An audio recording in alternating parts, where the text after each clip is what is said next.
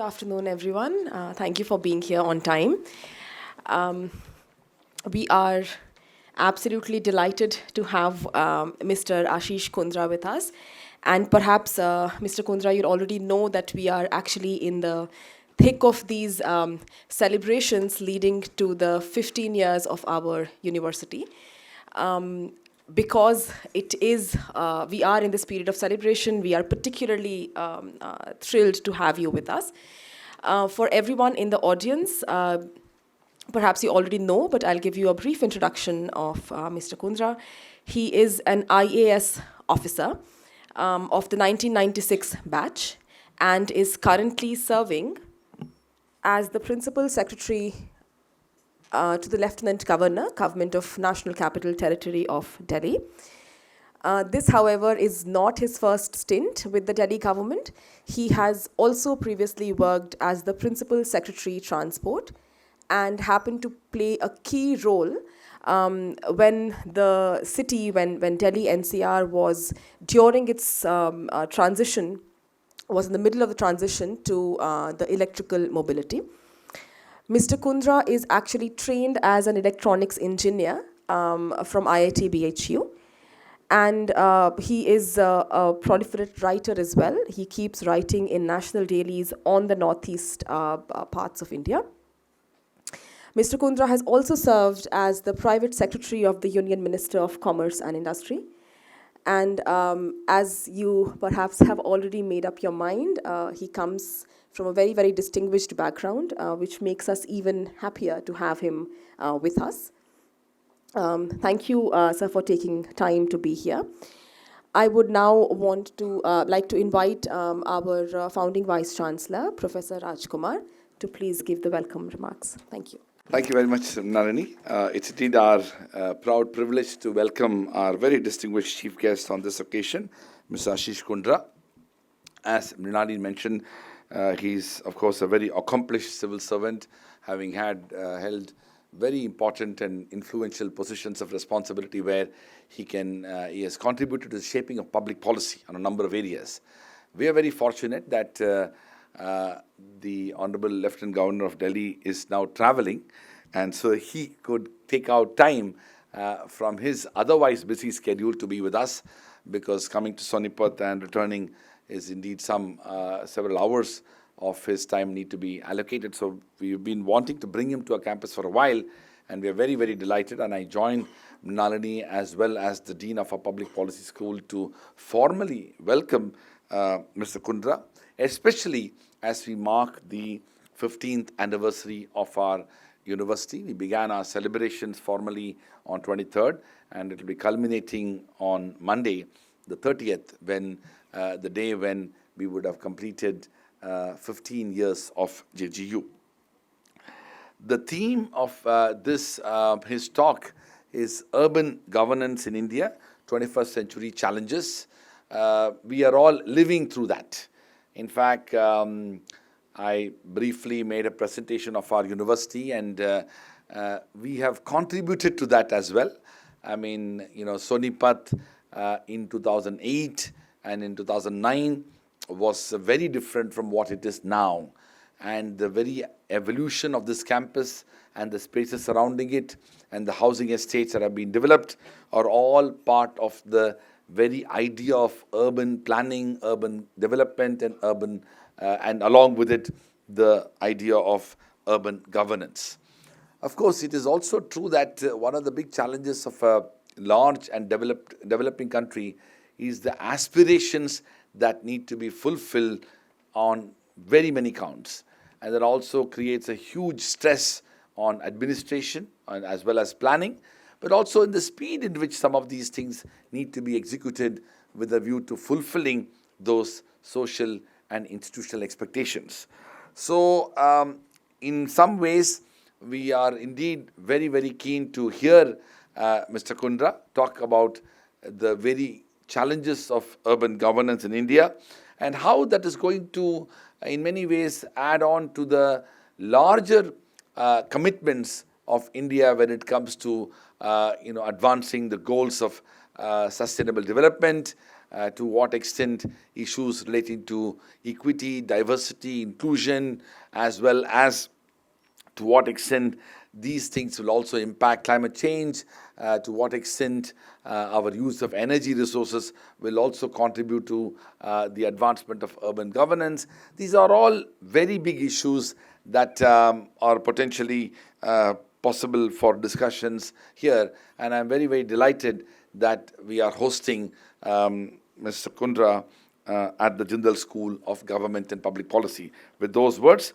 may I invite Professor Sudarshan, Dean of the Jindal School of Government and Public Policy, to share his introductory remarks. Thank you, Vice Chancellor.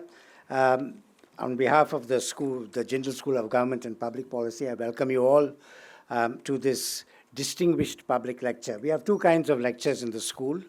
One we call an open lecture, which is generally we invite people who are academics or who happen to visit.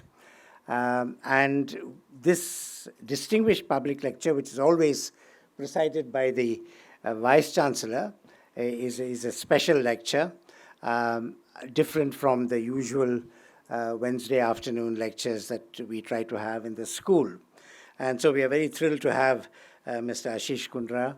I also must, at the outset, express some gratitude to Mr. Ambreen Khan for the introduction to Mr. Kundra. I was once, I visit Bangalore often, and I generally call on my good friend Ram Guha for a chat. And the last time I met him, he asked me to read Mr. Ashish Kundra's book on Resurgent Northeast, Narratives of Change, that was published by HarperCollins last year. And it's a remarkable book. It's absolutely wonderful. It just shows that Mr. Kundra is not the usual run-of-the-mill bureaucrat. He's a very, very thoughtful intellectual with a great deal of interest in literature. It's a book that's replete with references to great writers. It opens with a quote from Gabriel Garcia Marquez's Nobel lecture, where Marquez kind of castigates the Eurocentric view of the world and how it kind of marginalizes Latin America. And he draws an analogy to the northeast of India and the mainland India, so to speak, as to how that particular region has been overlooked, and generally how the rest of India has not been able to figure out how to deal with these people who are, certainly they are Indian citizens and part of India, but very, very distinct and different, contributing to our diversity. And general important questions like, what do you do with a tribal community? Do you let them be in their, pristine, untouched way of life? Or do you recognize the aspirations of the young people in those communities who want to be part of the more globalized world? And somewhat patronizingly, people would say, no, let's preserve them as if they are museum pieces. And others would say, no, they are a vibrant, changing community. So it's these kinds of questions that Mr. Kundra deals with. I mean, his topic today is urban governance, but I have to say that commend this book to all of you because it's also a book with photographs. I think somewhere in Alice in Wonderland, I think Alice or someone says, well, what's the good of a book that has no pictures in it? And this one has lovely photographs. And so, so we are dealing with a special kind of a civil servant who has served in Arunachal Pradesh and Mizoram, but covers the entire gamut of the Northeast in his book with great empathy and sensitivity to those peoples. And particularly now, when we are all concerned about what's happening in Manipur, I think we ought to read the book, not just us, but policymakers at the highest levels in government need to take counsel from Mr. Ashish Kundra as to how we, integrate the Northeast. Don't treat it just as some kind of a corridor through which goods and services can pass through the rest of Southeast Asia into India, but think of it as a region and the people who in their own right have their aspirations and visions for a better future for themselves. So I'd say that, so although the topic is on urban governance, this is something I would commend. I think our library would get some copies, and I'll urge all of you to read that book. Secondly, I want to say that, I'm reminded on this occasion of another speaker who gave a distinguished public lecture in our school, Mr. K.C. Sivaramakrishnan, who is no more. But Mr. Sivaramakrishnan was, in effect, the author of the 74th Constitutional Amendment, which devolves authority and power to urban centers, to elected bodies in the urban centers of India. The 73rd covered panchayats and Jilla Parishads. The 74th is about urban and the contrast in a way, because many states have made great headway with the 73rd Amendment, in effect decentralizing authority and power to local bodies unevenly across the country, very well advanced in Kerala, but not so in other states. But in the case of urban governance, that's not been the case.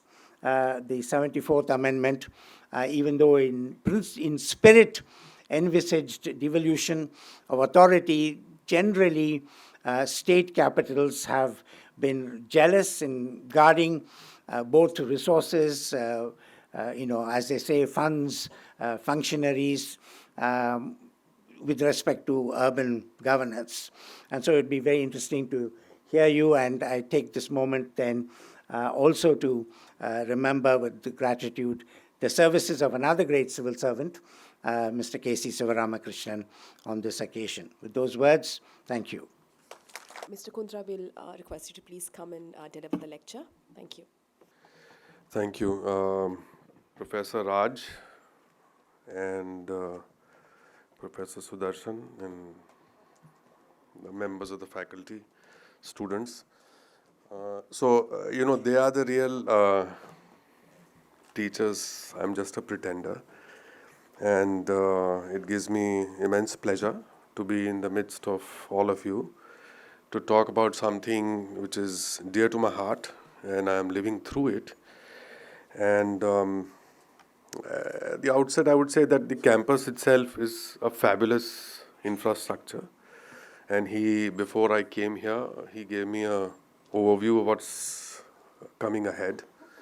And I think it's one of the finest universities in the world. And I come from a much humbler university, in IIT in Banaras. And sitting on this side, when I see so many young faces on this side, suddenly makes me feel older, as it is a distinguished lecture. Distinguished gentleman means somebody who's older. But anyway, so today the theme which I have chosen is on urban governance. It's an area which has been much neglected, and it has been on the margins of Indian policy for a very long time. And in the course of the next few minutes, I will draw upon largely on my experiences in Delhi and what I think about it. And I think that's broadly reflective what's happening in urban India.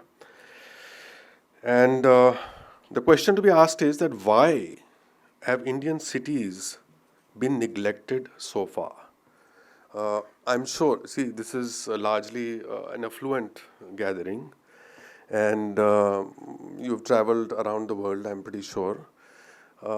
Even when we go to Southeast Asia, in our neighborhood, the cities in Southeast Asia, Bangkok, Malaysia, Vietnam, Cambodia, even Myanmar for that matter, the infrastructure of cities is top class. Why is it that our political leadership or policy makers have not given adequate attention to cities? And I think the reason is that democracy is about numbers, and for large parts of independent India's history, we have been a predominantly rural society.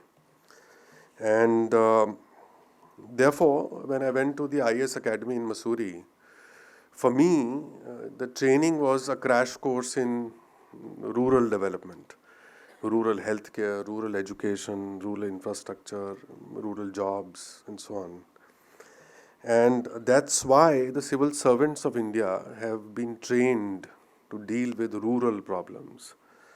And in all fairness, I would say that our journey over the last 75 years has served rural India quite well. You know, it used to be a spectacle of absolute squalor, of poverty and destitution. And now our villages are far improved. I mean, this generation would not know, but they are far improved than what they were at that time of independence. And the farmers have disposable incomes, and the youngsters, the flip side is that the youngsters of our villages no longer want to work in the farms.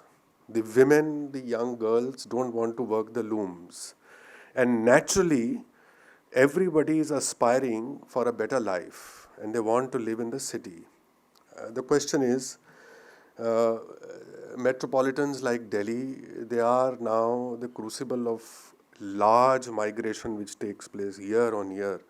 And, people come with headloads of baggage with just a pocket full of dreams. So, this slide is just showing you the trend of how urban population in India is changing. And you can see now the curve is becoming sharper. After 2010, it has become definitely a sharp curve. And now we can see that soon we'll reach an inflection point where urban India population is going to overtake the population of rural India. And that's how the graph is going to look like. Globally, in fact, for the first time in 2007, the urban population overtook the rural population. This is a NASA image of Delhi in 1989. And this is how it looked like in 2018. So you can see how the urban space of Delhi has expanded, exploded, so to speak. The question to be asked is, are we future ready? This is a picture which, when you go back, those who are in Delhi, when you go back, this is a ugly reality of Delhi. It's a mountain of garbage which is reeking of unbearable stench, and it's a manifestation of all that is wrong with urban India. The collection, segregation, disposal of waste has not received the attention that it should have. And now, to complicate matters, the characteristic of urban waste has changed. It is plastic, it is batteries, it is electronic waste, and municipal administration has not really done its job the way it should have. And the question is that, after all, municipal bodies also have elected representatives. So why have they not performed? So that is a question which we need to ask ourselves. Filth actually is a way of life in Indian cities. And the fact of the matter is that the constitutional amendment which was mentioned a little while back, which gave municipal bodies power at a decentralized level to change things in urban areas, has not worked really. And one of the reasons is these bodies are cash strapped. State governments are not willing to part with money to give money to the third tier of governance. And secondly, they have not been able to leverage on resources through house tax and other resources and that has been their bane. And over the years, municipal bodies have been a source of political patronage. So, getting a job for somebody in the household, and then construction contracts, etc., etc. So, it's been a nexus of colonizers and all kinds of people who come at the intersection at the municipal level. And lastly, I think the municipal bodies also don't have the capacities to deliver on a world-class urban framework. Now, if you look at this, it's an image from eastern part of Delhi. Open drains, they're running across the city, and we just ignore there's a metro station next to it, and there's a main road which is going next to it, and there are houses on the other side which you see, which are next to it. So people think that this is like a garbage bin, which is fluid garbage bin. So people who are living on the next door, they just throw routinely garbage into the drain, and as it is large parts of Delhi are unsewered, and so this drain is actually sewage, and this is ultimately discharging into Yamuna. And this is Yamuna. So certainly not a very nice picture, but this is ultimately the source of water that we drink. This is an image of every summer which we see on televisions. These are heart-rending scenes of women running after tankers and, with buckets in their arms. And the challenge is that Delhi is a landlocked city, and it gets water from Haryana through Yamuna, and it gets water also from the Ganga Canal. And obviously, with a growing population, 34 million now, the requirement of water supply is increasing every year. The question is, how well do we manage what we have? 52% of water that we have is actually unaccounted for. And that water is either leaking, so the pipes are leaking, or it's tapped illegally, or it's wasted, or it's not billed for. So 52% is a very large number. Globally, like Japan, this number would be about 8%.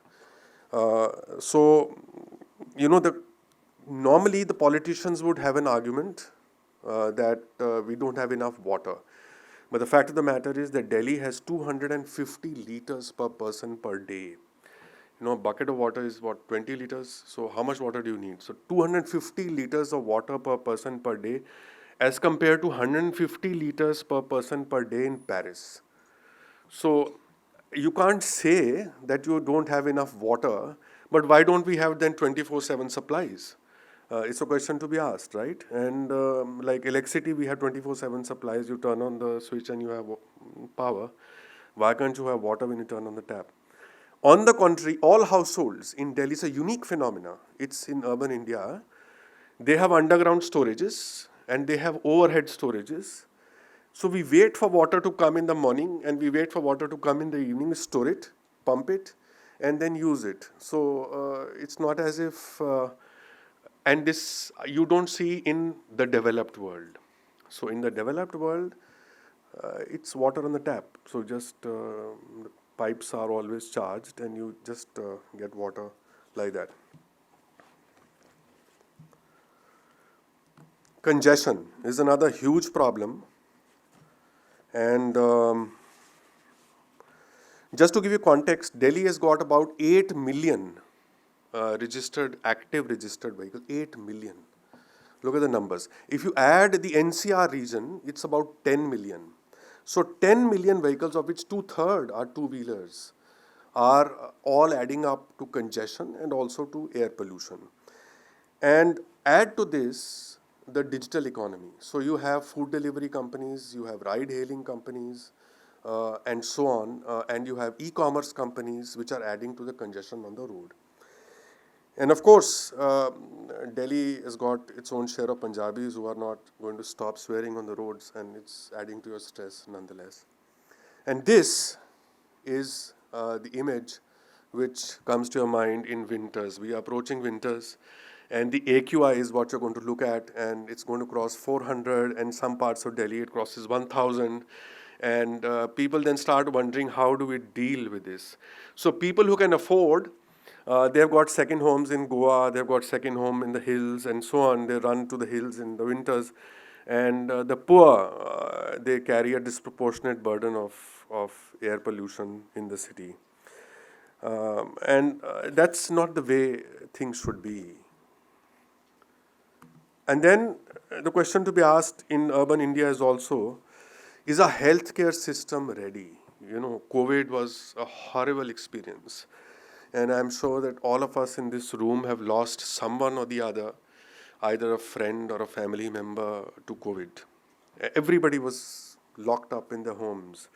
There were not enough beds in hospitals. There were not enough oxygen. And I happened to be involved in some of this exercise in Delhi. When the second wave came, I was in charge of managing the oxygen supplies, and they used to come from Panipat, they would come from east part of India, from Faridabad, and it was a huge, I think that perhaps has been the biggest challenge in my administrative experience over 25 years, how to deal with a situation when you're on a WhatsApp group of hospitals and a hospital is saying, I have got 15 minutes of oxygen supply and patients are going to die. And you got another hospital saying, I've got 10 minutes of supply, and there are tankers running around with oxygen across the city. And it was not too far back. We seem to have forgotten those times. The question to be asked is, are we prepared now as a city for another pandemic if it were to strike us? So, and then we have the invisible urban poor. And most of you, I don't imagine, would have traveled to these parts of Delhi, but that's the real Delhi. The 60% of population is living in unauthorized colonies, in slum clusters, and these are settlements which have come up, either people have squatted on government land, or very let us say colonizers, property dealers, they have created these unplanned settlements by plotting agricultural land, and multi-story buildings come up without drainage, without roads, and year on year you get settlements which are drowned in monsoons, and that's how people are living in absolute squalor in the national capital. And it's a shame, it's a collective shame, because at one level, on a global stage, we are saying we are, a developed nation, we are a powerful nation, and we are a strong nation. And on the other hand, we have a reality of urban India which is as bad. So question is a turnaround really possible? Can we fix things? Tokyo, 1945 was bombed out. It was a war-torn nation. Japan, Korea, Seoul came out of World War II. Singapore was a shanty town actually in the 70s. Beijing, the air quality in our lifetimes we have seen, it used to be so bad. It was the worst air quality in the world. But these cities have come out of that absolute squalor, and now they are, all of them, which I have listed here, they are first world cities. So I think now this is time seriously for government to look at urban reforms. If we look at our journey of our country in terms of policy, 1991 was the watershed moment in terms of economic reform, right?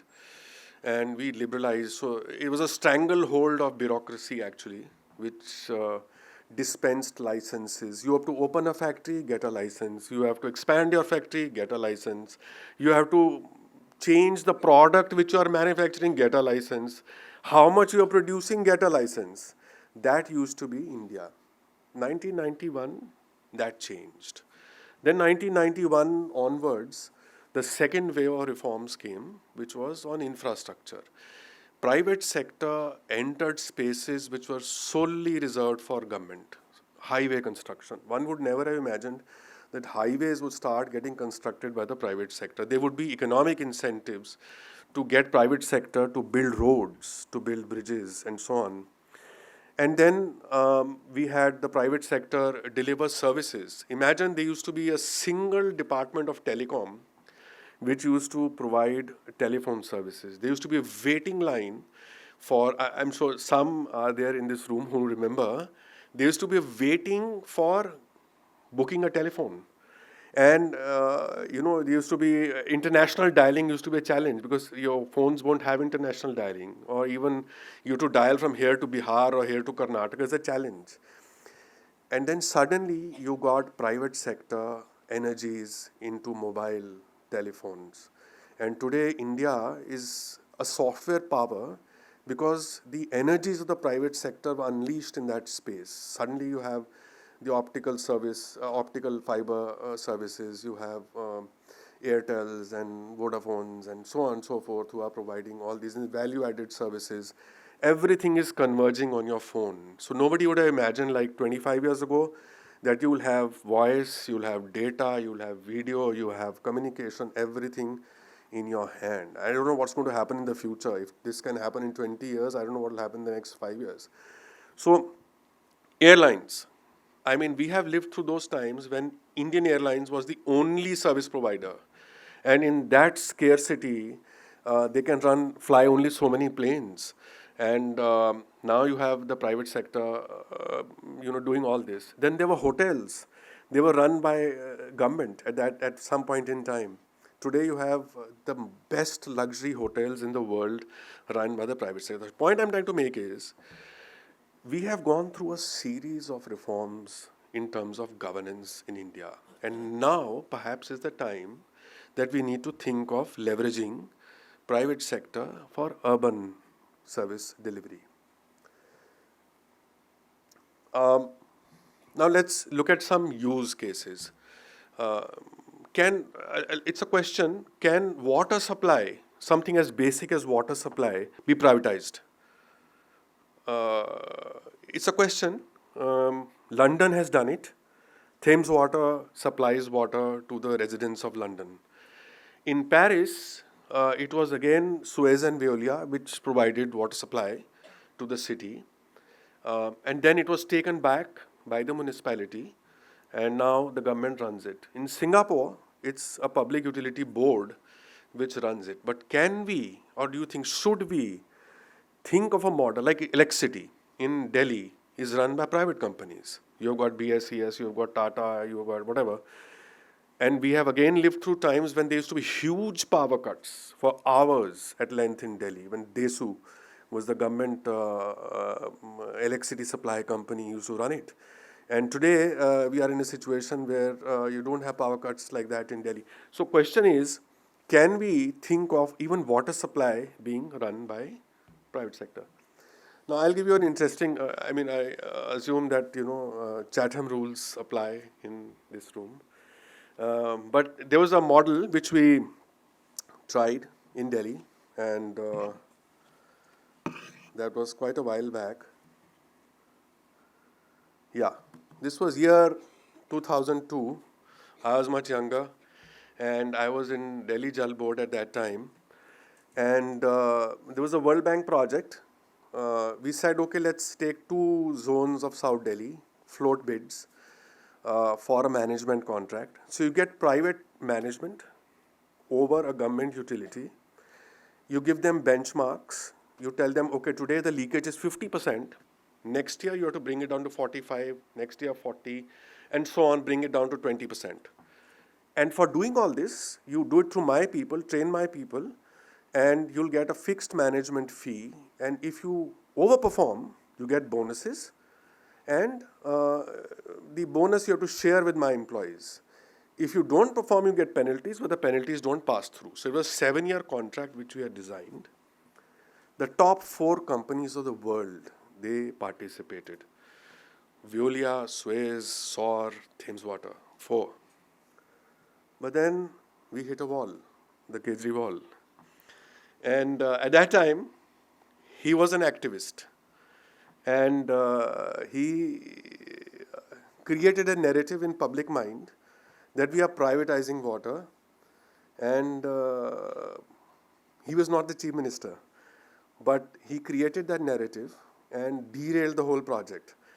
So unfortunately, it was a fantastic opportunity for us at that time, 2002, and we could have done it at that time. Now, the story is not all grim as I have painted so far. Public transport, we have done some good things.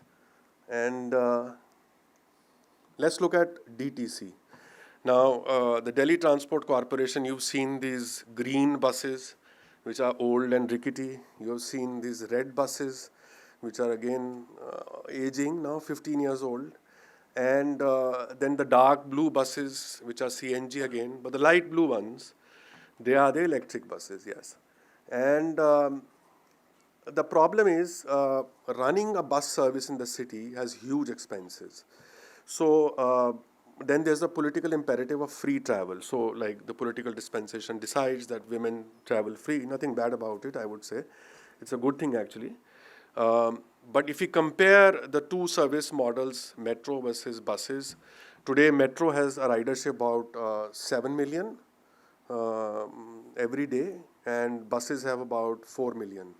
So that's how it stacks up between our bus network, and then of course the imagery of safety of women in buses. I'm sure none of you have actually tried to ride on a DTC bus. It's quite good actually, but still, you'll much rather hop on a metro but not on a bus because it's perceptions of service and predictability. So what we did was, there was a grand challenge. It was called a grand challenge. 5 cities participated in a bid, which was Delhi, Calcutta, Hyderabad, and Surat, and Bangalore. 5 cities participated. And for the first time, we said we'll get in private operations. So the manufacturer has to be part of a consortium which runs buses. Which is very unusual. Tata Motors, for example, they used to sell buses. Ashok Leyland used to sell buses. But now we are asking them that you are tied in for a 10-year contract and you are going to run buses. So the light blue buses which you see are actually part of that model. And the model is that the government gives depot space where the buses are parked. We provide for upstream infrastructure, which is electrification of the depot, which means up to 11 kV, 11 kilovolt. We give the electricity. Downstream charging infrastructure is actually provided by the operators. Buses are funded by the manufacturer, and the drivers are private. So it's a model which is evolving, but on this model, Delhi has already signed up for more than 6,000 electric buses. And I'm happy to tell you that Delhi has even today the 3rd largest electric bus fleet in the world. Number 1 is Shenzhen in China, number 2 is Santiago in Chile, and number 3 is Delhi. And I think by mid next year we'll be number 2. Shenzhen has large numbers, it's more than 10,000. But next year we'll be able to beat Santiago at least and reach the number 2 slot. So I think this is a very fascinating story in terms of policy, where a large bid was aggregated across geographies by the central government. A bid was floated, and you got manufacturers who are traditionally making diesel buses. Imagine Tata Motors got a huge assembly line making diesel buses, and they are forced to shift to electric. So it's a huge, huge change. And today, you've got 7 electric bus manufacturers in India. Even Japan doesn't have electric buses like we do in Delhi. So something we should be proud of. This is the second thing which we are trying to do here. It is the Uber of buses. So government buses, they run on fixed route, fixed stops.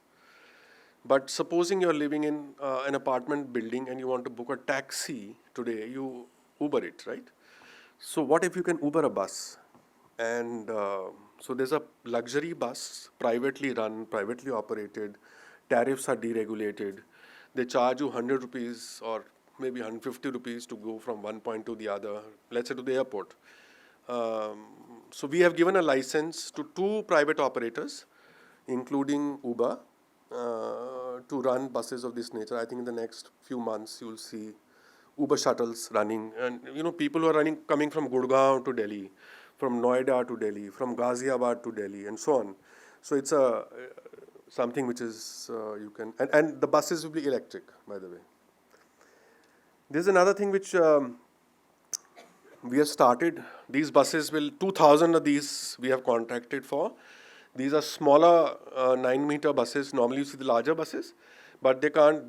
Those buses can't go into your neighborhoods. So these buses will actually connect metro stations with neighborhoods. So small routes, picking up people from your home to your metro station. But how do you reach metro station today? Either you would go on your scooter or motorcycle, or you go take an auto rickshaw or e-rickshaw or whatever. But if there's a bus which is looping, in the neighborhood, that's something which is going to start again very shortly. Metro, of course, the story is known to everybody. I don't have to labor on this. And this is something which is regional rail. I don't know how many of you know about it, but for decongestion of the city, so there's a line which is going to link Delhi to Panipat, high-speed rail link, Delhi to Alwar, and Delhi to Meerut. So Delhi to Meerut line is going to be ready by mid next year. It's a very ambitious project. So you'll be able to come from Delhi. So there are 2 large hubs which is Anand Vihar and Sarai Kale Khan, which will connect to to Meerut, and you will be able to reach in 1 hour Meerut. So somebody can stay in Meerut, work in Delhi, and it decongests the city. So that's a good story again. And then, when you go to London, for example, you are able to use the common card for bus and for metro and so on.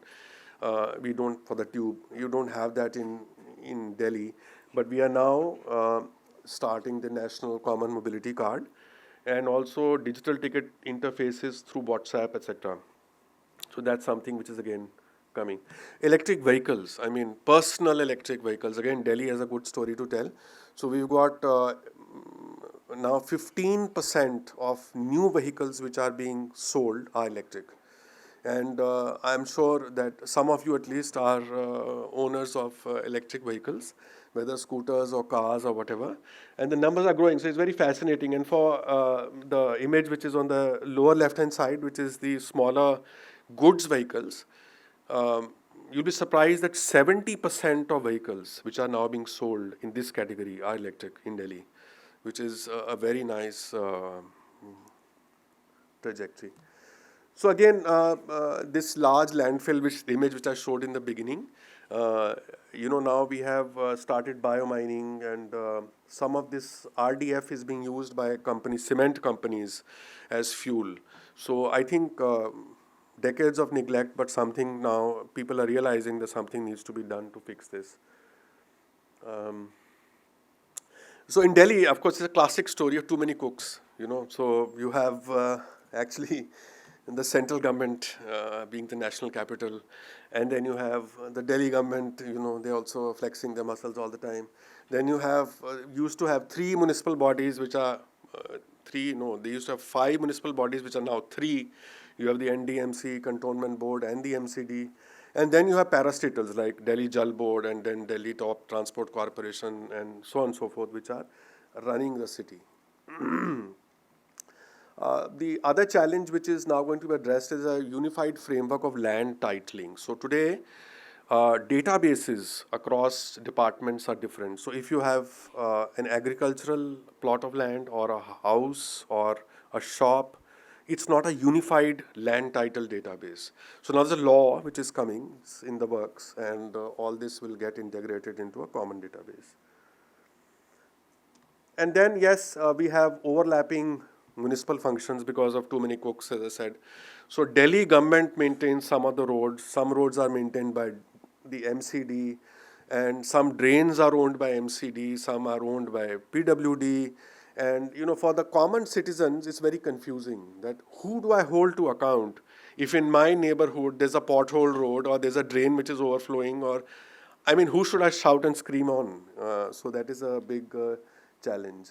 And I think, sorry for the wrong spelling there, but yeah, I think technology is the future, and there are use cases where we can leverage on big data, where we can leverage on AI. For example, cities like Bangalore, they are using now AI cameras across the road, and they are able to detect if you are driving without a seat belt, without a helmet, or there's an overloaded vehicle which is driving, or your car doesn't have a pollution certification, it's able to detect that. So I think that's going to be the future. And of course, even for example, bus routes, as I was saying earlier, now you have these apps which we use on our phones. Data companies actually sell that data. And I mean, they anonymize it, but they sell that data. So you'll be able to figure out, if you buy that data, how are you moving? Are you walking? Are you cycling? Are you going by a personal vehicle? Are you using a public transport? And that's how you plan your routes. So I think increasingly technology is going to be all pervasive in our governance framework. And then, now new age regulations are required, which we had never thought of before. Nobody would have thought that there'll be an app which is going to deliver food to your home. Nobody would have thought you can just call a taxi to your home on your app. It's a gig economy. Now people are doing multiple jobs, and how do you regulate this entire framework? It's going to be a huge challenge in urban areas, social security for gig economy workers, for startups. What kind of framework is required? So that is a new age challenge which we have. And of course now, for us in large cities, I think urban experience in India, southern part of India is far better than the northern part of India. The number of urban centers is more. They are cleaner. I think it's education, and they are better planned. And the northern part of India has lagged behind, seriously. And they are overgrown villages. So we have no scope but to retrofit. So I think that's something which we have to look at. Like Gurgaon is a classic example in our neighborhood. I think Delhi must be the only capital city in the world where you've got a neighborhood which is posh, and you've got the Amazons, the WeWorks, and the Facebooks, and their offices. The corporate offices are in Gurgaon, and you've got the slums in Delhi. So normally it's the heart of the city, the downtown, You go to Manhattan, and that's where the corporate world is. And people live in New Jersey. But in Delhi, it's an inverted model. So I think we need to somewhere fix that. I think that's the last slide, and thank you very much. Thank you very much, Dr. Brunalini. We are grateful to Mr. Ashish Kundra for that very important talk titled Urban Governance in India, 21st Century Challenges. One important takeaway and a message is that we need to take the future of our Indian cities seriously, because therein lies even the future of the country. And he highlighted all the critical challenges, and that takes us to the other important takeaways.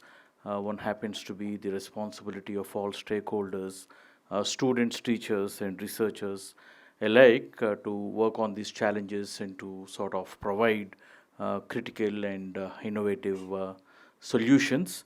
And on behalf of the university, I would like to state that at the School of Government and Public Policy, we would be fully committed to work on these challenges. And many a times, even the Chancellor of the university, Mr. Naveen Jindal, had mentioned that the research that we undertake that should have an impact on the lives outside. So here we have so many of these issues which students and researchers and teachers alike would take up to provide solutions and strategies, and which also goes on to show that to address these issues, we need to come together as one collective force, wherein there is a need for involvement of academicians, the government, the not-for-profit sector, and other policy analysts, so that we can together address these issues, because as I just mentioned, the future lies in how we take care of all these matters, so that urban governance and sustainability matters are taken up seriously. And this role is not just meant for only the School of Government and Public Policy and for the information of our distinguished speaker this afternoon.